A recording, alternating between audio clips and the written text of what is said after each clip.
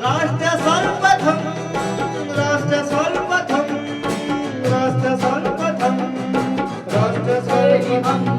दिल्ली के जंतर मंतर पर देश के शीर्ष पहलवानों के धरना प्रदर्शन को लेकर सुप्रीम कोर्ट ने अहम फैसला सुनाया है।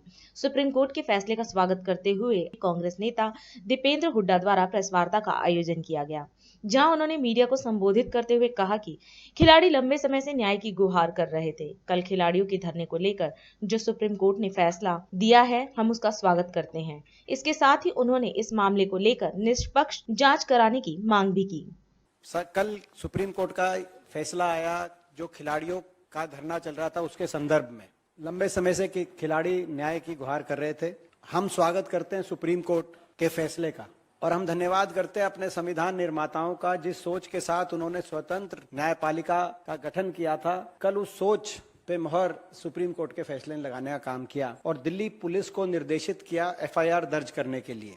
ये न्याय की तरफ पहला कदम सुप्रीम कोर्ट के आदेश से बढ़ा इस प्रकरण में, और इसीलिए हम सुप्रीम कोर्ट के फैसले का स्वागत करते हैं। उसके बाद आपने देखा दिल्ली पुलिस ने कल रात को दो एफआईआर दर्ज की हैं। एक एफआईआर की कॉपी जो पीड़ित है उनको मिल चुकी है, और जो दूसरी एफआईआर है जिसमें पॉस्को के अंतर्गत जो एफआईआर दर्ज की गई है, तो जब एफआईआर दोनों मिल जाएंगी, सारी धाराओं का अध्ययन करके उस पर टिप्पणी की जाएगी। लेकिन हम ये मांग करना चाहते हैं कांग्रेस पार्टी की तरफ से, ये इतने गंभीर आरोप लगे हैं भारतीय जनता पार्टी के एक सांसद पे, तो इसमें दिल्ली पुलिस तुरंत प्रभाव से न सिर्फ एफआईआर रजिस्टर करे मगर उनको गिरफ्तार भी करने का काम करे। ये हमारी मांग है। कल सुप्रीम कोर्ट के फैसले ने ये तय कर दिया कि 3 महीने पहले जब ये खिलाड़ी बैठे थे तभी इनके साथ न्याय होना चाहिए था, एफआईआर दर्ज होनी चाहिए थी, आपराधिक धाराओं में कार्रवाई तभी शुरू होनी चाहिए थी। लेकिन 3 महीने तक इनको आपराधिक धाराओं पे मुकदमे दर्ज होने से और न्याय से वंचित रखा गया। ये कमेटियों के दर ठोकरे खाई खिलाड़ियों ने, और सरकारी तंत्र ने शरण सिंह को शरण देने का काम किया।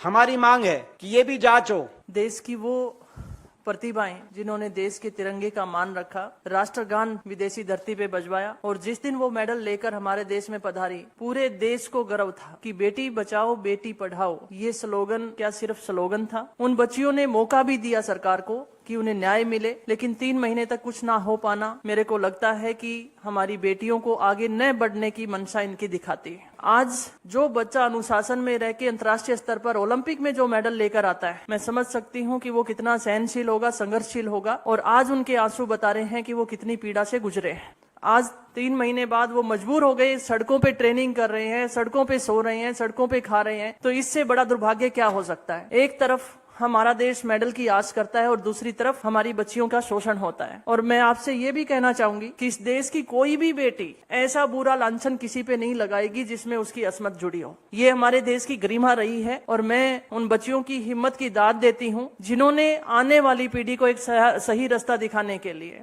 आने वाली पीढ़ी का शोषण ना हो उसके लिए वो आगे आई हैं। व्यक्तिगत तौर पे मैं अगर बात करूं, मैं खिलाड़ी रही हूं, महिला हूं, और मैं उस पीड़ा को समझ सकती हूं। जब वो बच्चियां अपनी बात रख रही हैं और कमेटी बनाई गई, उनकी बातों को सुना नहीं जाना, बार बार ये सवाल प्रश्न चिन्ह लगाता है कि इतने महीने तक सरकार क्या कर रही थी, उनकी बातों को क्यों नहीं सुना गया। तो मैं कहना चाहूंगी कि ये उस हरियाणा की बेटी हैं जो किसान वर्ग से जुड़ा हुआ है, खून पसीने की कमाई से देश का पेट पालता है। ये पीछे हटने वाले नहीं है, न्याय के लिए लड़ते रहेंगे और न्याय हम प्राप्त करके रहेंगे। और अधिक खबरों के लिए आप हमारे YouTube चैनल दैनिक इंडिया दर्पण को अभी सब्सक्राइब करें और नोटिफिकेशन के लिए बेल आइकन को प्रेस करना ना भूलें।